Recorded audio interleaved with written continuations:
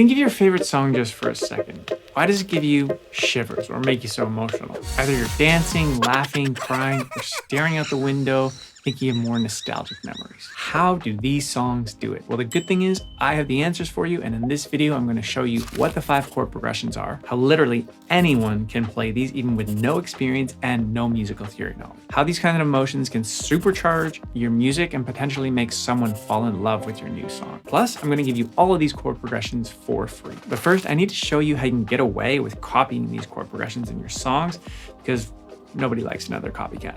So replay these 2 songs in your head right now. Or even play these 2.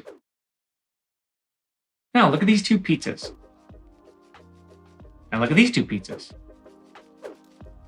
There's only a few ingredients you can use to make pizza dough, and in music, there's only a finite amount of chords you can use too. So just like how pizza makers use the same ingredients, you can copy all you want when it comes to chord progression. There's no risk. It's how you differentiate your recipe that will make you different and not a copycat. Later in the video, I'm going to show you 5 easy techniques. Oh, sorry, got distracted. To make your chords sound super authentic. So now that you know that you can copy chord progressions and that it's totally normal to, what is the first one and how can you add your own flavor to it, or pepperoni? Have you ever fallen in love with someone and it's just so intense that it almost kind of hurts? No? Okay, yeah, good. Me neither. I'm just kidding, but don't tell my wife I just said that. So this first chord progression is heartfelt, and it follows the 1-5-6-4 in the major key. But don't worry, you don't need to know music production, I promise. I'm gonna show you a trick in just 1 second. Here's what this heartfelt chord progression sounds like in its most basic form with no flavor.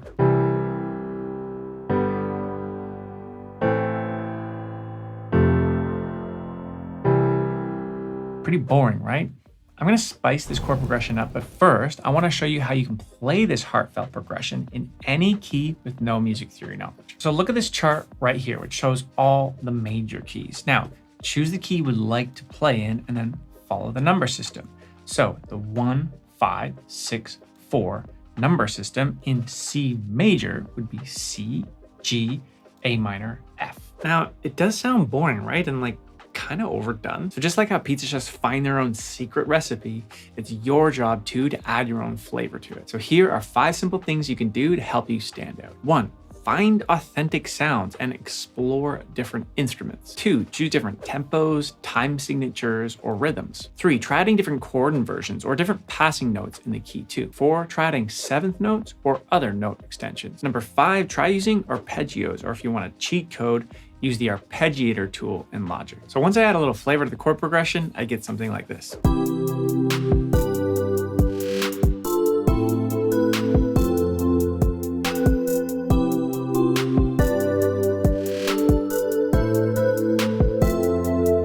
The next chord progression is perfect for thoughtful and introspective lyrics. I love writing to this one. I like to call it reflective. It follows a 6-7-1-7 in the minor key. And remember, just check out the chart if you don't know music theory. So in its most basic and kind of boring form, we have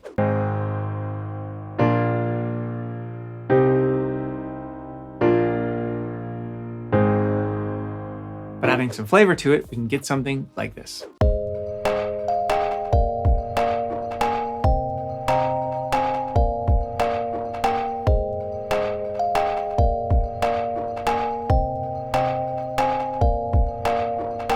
So what kind of genre might work best with these chord progressions we're listening to? To be honest, it doesn't really matter. What matters is the sound you use to record the chord progressions. For example, if you play rock, then play power chords on the electric guitar. This is going to give it a rocky feel. If you play folk, play the chords on like an acoustic guitar with maybe a sweet picking pattern. So for the next one, let's try using the acoustic guitar. Let's say you just broke up with your girlfriend. If so, I'm sorry. But maybe you're feeling inspired to write something somber. This sad chord progression is perfect for these moments. It follows a 1-7-4-3 in the minor key.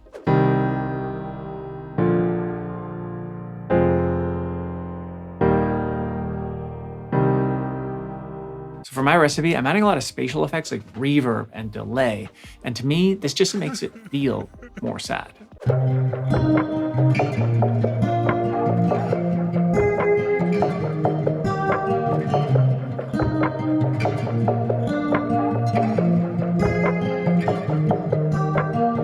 The next 2 two chord progressions are by far the best. Well, they're my favorites. And I'm also going to show you a common problem that a lot of producers run into that completely wreck their songs. But the best part is though, it's super easy to fix. So the fourth chord progression follows a 6-3-7-1, also in the minor key. This is perfect for expressive moments. So in its most boring and basic form, we have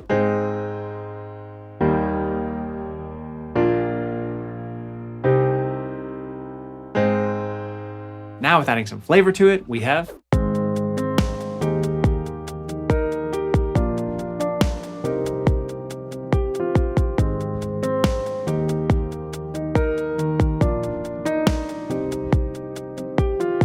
when it's raining out, it's just a perfect time to produce a song. It's kind of cold, it's kind of cozy, you pour coffee, you have an empty Logic session. No? Just me? Well, either way, save this chord progression for those kind of moments. This one follows the 1-6-4-5 in the minor key. Perfect for dark, sentimental songs that can produce some uneasiness and tension. So in its boring form, we have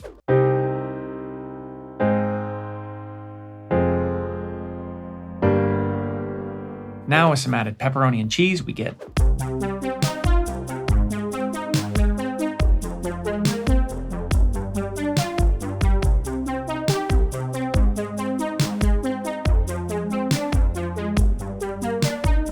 now, the big problem here that most producers run into that completely wreck their songs is not creating a memorable vocal melody. So a really strong vocal melody is not only going to just distinguish your chord progression, but it's going to help you stand out from the crowd too. This is why you need to watch this video right here. That's going to help you create killer vocal melodies in your song and avoid those common problems that just might be completely wrecking your music.